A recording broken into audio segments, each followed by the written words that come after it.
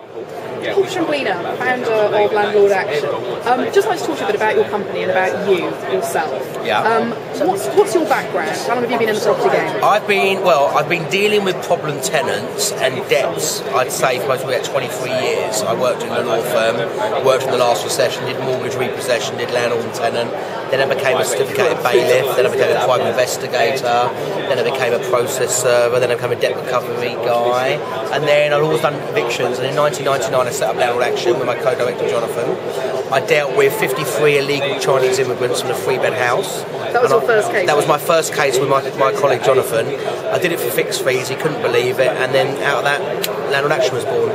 Right. So the company now, what does the company itself do now for landlords? So what we do is we offer free advice to landlords, we offer fixed fees for eviction, okay? Serve a notice, we get a court order, we get the bailiffs in. We also do debt recovery, we do tracing, and we do educational seminars, i.e. next week we're doing a seminar on local housing allowance because the cuts are coming in.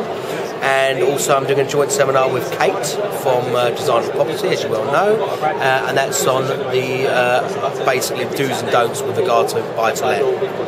We started in 1999 and we've dealt with over 18,000 instructions from landlords, so we are the market leaders in our field. And you have a free advice line, and any landlord can phone you at any time? Any landlord can call me. I don't give them a mobile because they can call me 100 times a day, but they call us up, free advice line, and all my staff are fully trained, and even if they don't use us now, they know we're at the end of the line and they can use us another day. Thank you. You're welcome.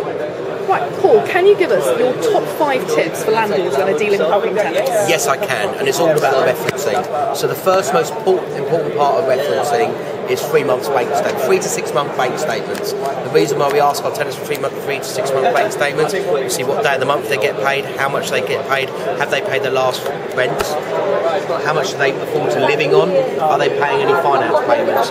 It shows the trail and a pattern of their spending. That's a very important thing to do. Stuff. Okay. So almost address the problems before they arise. Yeah, I mean, there's loads of other referencing. We could do obviously employers reference, previous landlords reference, photo ID, copies of a previous tenancy agreement, utility bill, national insurance number. They're the key, most important things that you should do. If a landlord doesn't have time to do referencing, then they need to get a tenant referencing company that must do it for them. So it's your due diligence before you take the tenant on board. Most definitely. You also have to have a gut feeling. I had one landlord actually that what they did, and they had a lot of time to do this in their management, is that they would interview and meet a tenant at their previous property to have a little look around the property to see how they would keep the property. But not all landlords can do that. Right, so that's point number 1. Point number 2? Point number 2 is, if you can't manage, always get a good reputable letting agent, okay? Someone that belongs to ALA, NAEA, the Guild of Letting Management, the Property Ombudsman, okay?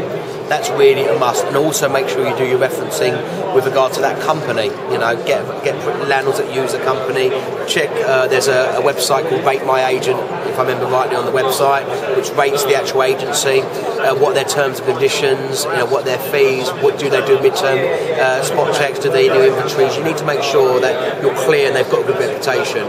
And, you know, do they have a good reputation in the press locally? That's really important. Yeah, so points 1 and 2 is all about your research. All about your research. Third tip, don't be rash. Don't think that you've got a void and you need to put someone in there.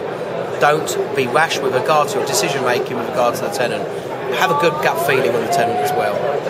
Good stuff. Number 4? Number 4, make sure you've got good suppliers in place.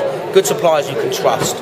Maintenance suppliers, plumbers, electricians, good advice, good legal advice with regard to buy-to-let. Make sure you've got good mortgage advice. There's people that specialise in buy-to-let. We're looking at the whole lifeline of a buy-to-let scenario. Right, so you're not rushing it, making you're surrounded by really good experts. Really good experts in buy-to-let, recommendations, you know, do your research, come to shows like this, go to free seminars, okay, and hear the experts speak, find out about those individuals. That's a problem, and if we talk about obviously property investment, there's too many people that have got sucked into the marketing of some of these companies, pay big large deposits over, and unfortunately, part of my business, I do debt recovery with obviously road investment companies as well, which can be quite sad for investors. Yeah, sad and expensive. Sad and very expensive. And the last tip for landlords? The last tip for landlords is always make sure that you have a very good property that you keep up to lettable state. Don't give the tenant advice an excuse not to not pay the rent. make sure that obviously you've got your EPCs in place, make sure that your inventory is all in place, make sure it's a good lettable state, because obviously you can give the tenant any excuse not to pay the rent. So make sure maintenance is very much important on the checklist to make sure that it's up to date. So the long and short is, if you cut corners at any stage of the process, you can land yourself in a lot of trouble. Exactly, and always look at buy-to-let long term, not short term. Lovely. Thanks very much, Paul. You're welcome, Sarah.